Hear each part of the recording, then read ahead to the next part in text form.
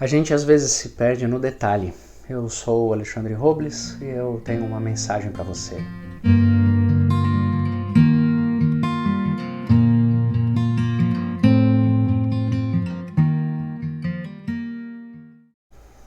Abraão foi para o Egito.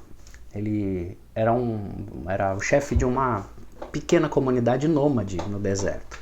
Tinha saído da casa dos seus pais com poucos servos e animais e pequenas posses, sua esposa, e ele foi ao Egito, o que era muito comum de se fazer, de povos nômades e viajantes irem a algumas civilizações, alguns povos um pouco mais estruturados para comercializar culturalmente, para fazer comércio de produtos, para se relacionar e estabelecer relações diplomáticas que fossem seguras para todas as partes.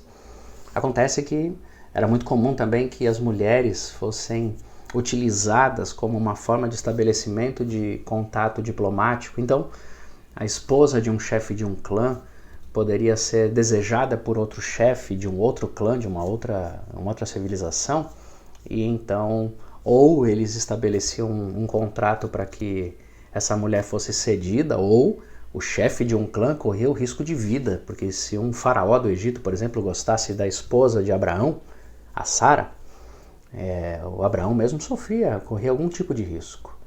Sara era muito bonita, então Abraão resolveu contar uma história para o faraó. Disse que aquela mulher não era sua esposa, mas era sua irmã. O que era uma meia verdade, uma meia mentira, porque Sara era prima de Abraão. E era muito comum naqueles dias também que primas fossem chamadas de irmãs se tivessem nascido no mesmo clã, como era a história de Abraão. Então, ao dizer para o faraó que ela era sua irmã e não sua esposa, ele estava falando uma meia-verdade, uma meia-mentira. Acontece que isso arrumou uma confusão diplomática grave, porque o faraó do Egito resolveu se deitar com Sara, não sabendo que ela era esposa de Abraão e também não sabendo que sobre ela havia uma promessa de que ela ia ser a mãe de uma grande nação de Deus, uma nova nação. Teve um problema grave, porque o faraó foi advertido por anjos e ele ficou estarrecido com aquilo porque Abraão tinha mentido para ele. Por medo de perder a própria vida e por não confiar em Deus plenamente, Abraão resolveu contar uma meia-verdade, uma meia-mentira, seja lá como a gente encare essa história.